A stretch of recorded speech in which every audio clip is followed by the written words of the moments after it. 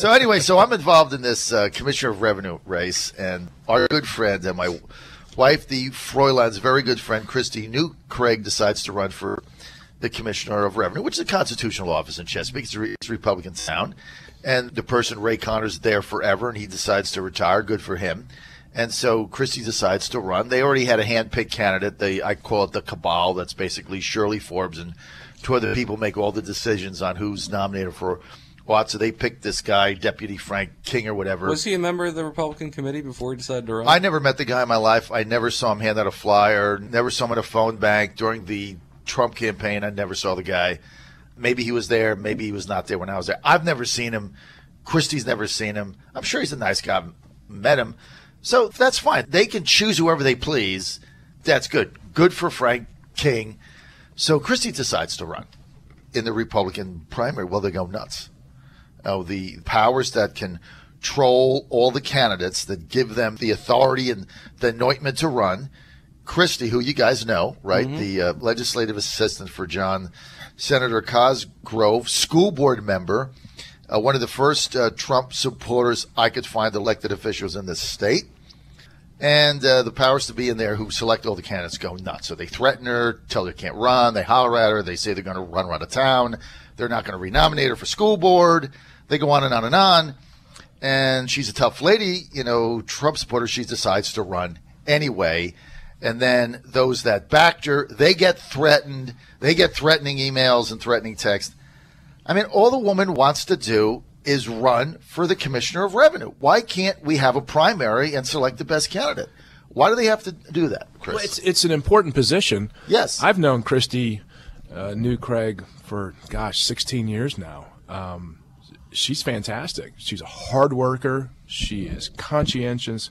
And when I found out she was running, I was like, well, you'd be great. My first reaction was you'd be great at it. Mm-hmm. And I don't know all the politics at the local level, and that's just something that I'm not really doesn't really draw me to more political interactions.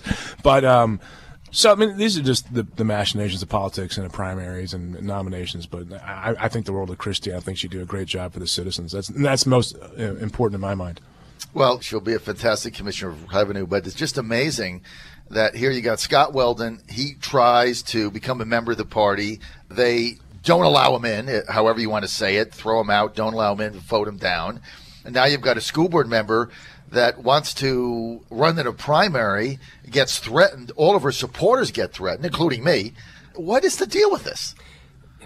You got to wonder what's going on down there other than people trying to hold on to power. Yep. You look at where the Republican Party is losing ground, and it's in places like Henrico County, like Chesapeake, where we used to be once dominant.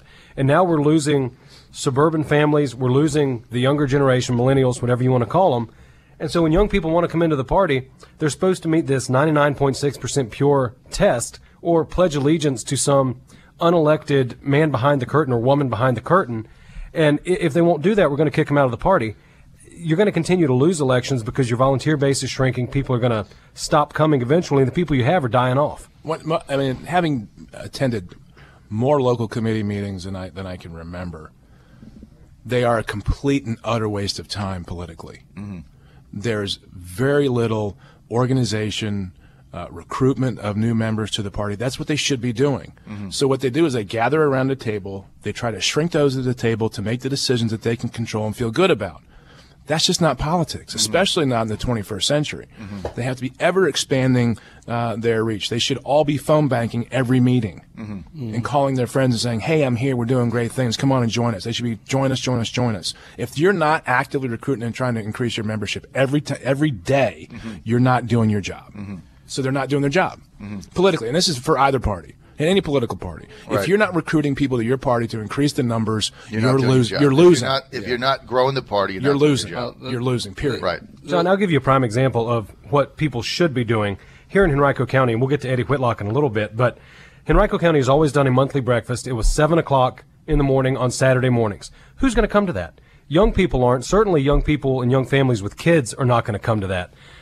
when Eddie lost the primary to Siobhan Donovan, he took over as party chairman, and he had a group together and said, you know what, we've got to find a way to reach out to younger people in this community, younger being less than 65 or 70. Right. So they started doing magisterial district happy hours once a month. And each magisterial district chairman would find a restaurant or a bar in their district, and there would be an after-work happy hour from 5:30 to 7, 5:30 to 7:30, where people could drop in and have a beer and meet your local Republican committee. And the chairman would rotate around, and they've been fantastic. There's been ways for young families to say, hey, why don't you meet me out for a drink here, and by the way, meet people. And you end up bringing new people to That's the fold, how you grow. one person You at a bring new time. people in. Not by having the same meeting at the same time with the same people. That's how you win elections. Right, that's how you win elections. But look, if you're objective, like those in charge of the Chesapeake Republican Party, and this, again, anybody who's listening to me now, we love our volunteers. They're fantastic. It has nothing to do with the volunteer base. Nothing. You guys are the best. You gals are the best. It's a handful of people that control who the nominees are. Carol Dietrich Kay, the chairman, and Shirley Forbes, a couple others. I mean, they basically call all the shots. And so by controlling it, they get all their candidates in, which then gives them the power to go forward and things that they want. The way Shirley runs it is if you're a candidate, you got to go through her consulting firm, and she makes money on that. And then if you're a developer and you'd like to get something done, you can hire her as a consultant. She'll charge you $25,000, and she's got the people that she put in power. I mean, I get how they work it, but those days are gone. I mean, you got to have change. Those days never existed. And Well, they exist for a very short window of time. Control in politics is an illusion. Right. If you want power in politics, you have to give it. Yeah, That's how you gain power, is by giving it to others. It's counterintuitive. By giving it. Not by taking it. You get power by empowering others. Right. And that's politics. And when you try to control the outcome of elections and nominations, you're going to lose. You might win in the short term, but long term, it is a recipe for disaster. Yeah, it's time for change. And I want to thank Chris for stealing my point, because I was exactly the same Go ahead, Aaron. same dang thing. But no, Chris is exactly right. If you want to make an organization stronger, which is the Republican Party or the Republican Party of Henrico or the Republican Party of anywhere, is you empower more people. You give people more influence. It expands. It's the power of multiplication. Mm-hmm. The business of winning elections is the power of multiplication. It's getting one vote to equal 10 votes to equal 100 votes to equal a million. And what it is it's when you're keeping it small, it's two things. It's you're trying to keep the power all in one hands, where it's like sand sifts through your fingers at some point in time. But number two is, and not all committees are like this, but it's also just a social club where people don't want to get out of their comfort zone. They want to see the same 10 people in any meeting, and when they see the 11th, they get suspicious. Where'd that guy come from? Where'd that kid come from? And they need to get away with that. It's fear-based. The Republican It's fear-based. Yeah, it's fear-based, but it's also the whole control thing. And look, here's the irony of this commissioner revenue race. All they had to do was say, when I say all they had to do, Carol, Shirley, others, Shirley Forbes and others, all they had to do when Christie wanted to get in was say, wow, great. You know what? Let's get a lot of participation. We look forward to a great race. We like Frank King. We think he's the guy. But look, you're a school board member. You're one of the first Trump supporters in the United States. We'd love to have you in. We want to get people in, but may the best person win. That's all they have to do, right? If they do that, they likely win. Instead, they threaten her, and they threaten her supporters with text and emails and say, we're going to run you out of town. Don't run. And so now it's backfiring. And the proper attitude to have, if you don't like that somebody's running, is you say, well, we're just going to go beat him. Yeah. You don't need to threaten. You don't need to raise a ruckus. Just run a better campaign. We wish you the best of luck. Yeah. I'm not supporting you personally, but the job of the party is not to tip the balance in any candidate's favor. Right. It is to be the referee. Right.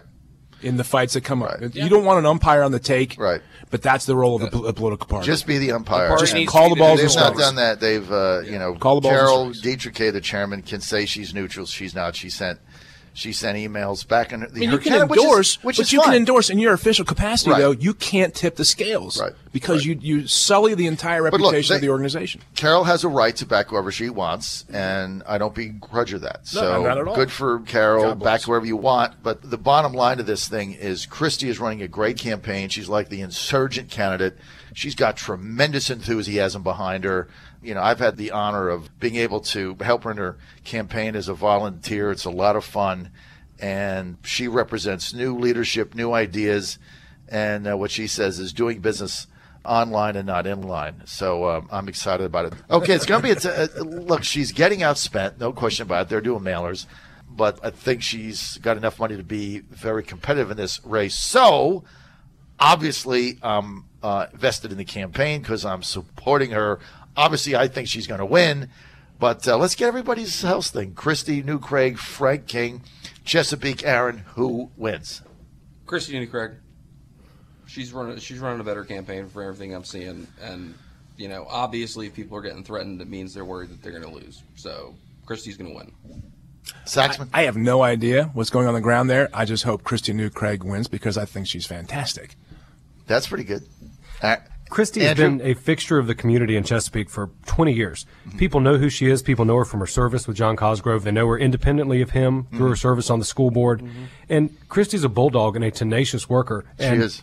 Even if she wasn't known, She's tenacious. I would never tenacious. That's a bet great against word. Christie. The fact that she has been in that community serving as a deputy sheriff and serving with Cosgrove from his House of Delegates days to his Senate days to now her own elected position outright, I think Christie's got it. And to that point, and having witnessed her work as a legislative aide, when she said she was going to get something done, it got done and got done early.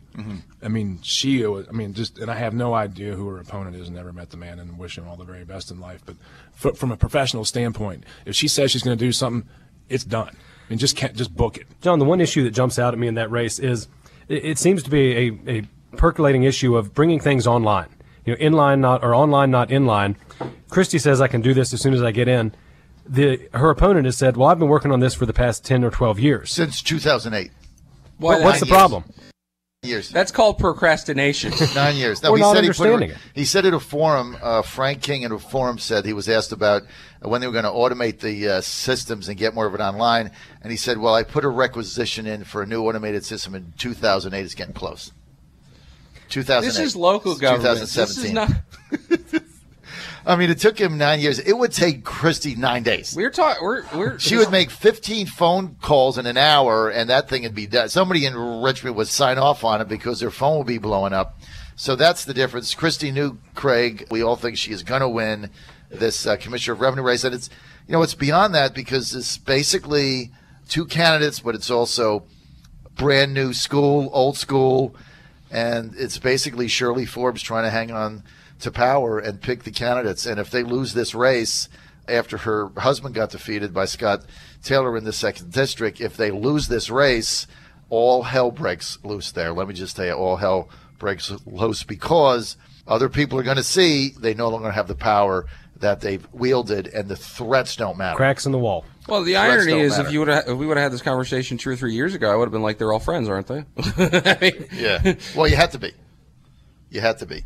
So, look, she is, challenging the status quo there. So we'll see what happens. We all think she's going to win.